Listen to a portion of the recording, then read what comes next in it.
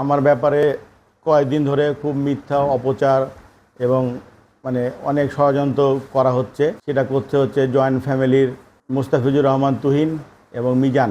Main problem হয়েছে যে ওনারা আমার হোটেলের পাশে যে বিল্ডিংটা করছে ওই জায়গাটা আমারই ছিল, আমার ফাদারের ছিল। সেই জায়গাটা আমি, আমার ফাদার, আমার শ্বশুর এবং আমার চাচা শ্বশুর, আমার শ্বশুর আব্দুল সালাম তুহিন চাঁপাইনবাবগঞ্জ 2 এমপি এবং আমার চাচা শ্বশুর মতিউর রহমান শুভ বিশিষ্ট ব্যবসায়িক, ওনাদের কাছে জমিটা আমরা সেল করি। পরবর্তীতে ওনারা জমিটা জয়েন্ট ফ্যামিলিকে দেয়, তখন তারা বিল্ডিংয়ের জন্য বিল্ডিং করে আর কি, 21 তলা ভবন তারা করবে। এই ভবনের করার সময় আপনার যথাসম্ভব তারিখ ভুল না হলে 16/6/2025 ওই সময় তারা পিকাস পাইলিংয়ের নামে একটা পাইলিং করে, মানে বড় বড় পিলার, যেটা পিলার হচ্ছে প্রায় 100 ফিট লম্বা ঢালাই করা পিলার, ওগুলো মাটির মধ্যে ইন করতে হয়।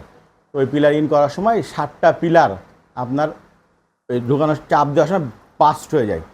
সেই ক্ষেত্রে একটা কম্পন তৈরি হয়, বা এমনি ঢুকানোর সময় একটা কম্পন তৈরি হয়। সেই কম্পনের সময় আমার হোটেলে কিছু জায়গা ফাটল ধরে, চিট ধরে। তখন আমি একটা আরডিতে একটা কমপ্লেন দিই। তখন সে সময় আমার শ্বশুর আমাকে তার চেম্বারে ডাকে। তখন আমি চেম্বারে যাই, তার চেম্বারে যেয়ে দেখি যে জয়েন্ট ফ্যামিলি তুহিন, মিজান এবং আমার চাচা শ্বশুর এবং রাজশাহী চেম্বার অফ কমার্সের ডাইরেক্টর তৈরি হাসান তারা উপস্থিত ছিলেন। তাদের সম্মুখীনে আমাকে বসে একটা মিউচুয়াল হয়। ওরা ইঞ্জিনিয়ারকে জিজ্ঞাসা করলো যে কত টাকা লাগবে এটা ইয়া করতে। ইঞ্জিনিয়ার বললো যে এই আনুমানিক এরকম খরচ হবে। তো আমাকে বললো, তাহলে ওই ইঞ্জিনিয়ার যেহেতু বললো যে 40 লক্ষ টাকা খরচ হবে, তো ওনারা বললো যে তোমাকে আমরা 26 লাখ টাকা দিই, তুমি যে এটা ঠিক করে নাও। আমাদের তো ডেট দেয় 15 দিন পর এত টাকা দিব, ওই টাকাটাও দেয় না, ওই টাকাটা দেয় 2 মাস পর। এই করতে করতে উনি আমাকে, এর আগেও আমি বলেছি, এখনও বলছি, আমাকে 14,50,000 টাকা তারা দিয়েছে। 11,50,000 টাকা তার কাছে পাবো, এই 14,50,000 টাকা তারা 1 বছরে আমাকে দিয়েছে। তো ওনারা ফোন ধরে না বা অ্যাভয়েড করে, মানে আমাকে অন্যরকম মনে করে। আমারও নিজের কাছে খারাপ লাগে যে আমার শ্বশুরবাড়ির বিষয় আমি বারবার টাকা কেন যাবো। আর আমি তো আমার শ্বশুরকে বলতে পারবো যে আমাকে টাকাটা দেন, আমাকে টাকাটা দেন কেন। উনি বড় মানুষ, আমার কাছে নিজের কাছে লজ্জা লাগে। আমি ওনাদেরকে, আমার চাচা শ্বশুরকে বলি, প্লাস ওই যে আছে তুহিন আছে, মিজান তো নাই, উনি মানে জেলে ছিল, 2 মাস আগে জামিনে বের হয়েছে। উনি আওয়ামী লীগের সময় আপনার চেয়ারম্যান ছিল, ওনার 7-8টা কেস।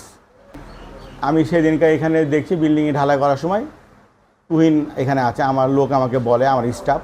তখন আমি ওনার ওখানে গেলাম, যে বললাম ভাই আপনার কি ফাজলামো শুরু করেছেন, আমার টাকাটা আমাকে দেন। তখন ওই আমাকে একটা উচ্চস্বরে গালি দিয়ে আমাকে বলে, তুই আমার প্রপার্টিতে কেন। আমি বললাম যে তুই আমাকে এই কথা বলার রাইট কোথাতে পাস, আমি তোর কাছে ভিক্ষা চাইতে এসেছি। তখন ওনার যত এখানে আপনার শ্রমিক যারা ছিল বলছে যে শালাকে মার, মেরে ধরে বের করে দে।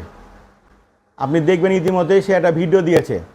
এই ভিডিওর ক্ষেত্রেও সে আমাকে বলেছে যে আমি যদি কোনো প্রেস কনফারেন্স বা আইনের ব্যবস্থা নিই, সে ভিডিওটা ভাইরাল করে দেবে। আমার ব্যাপারে এইভাবে কথা বলছে, যেভাবে মিথ্যা প্রচার করছে, এটা আমি তীব্র নিন্দা জানাই।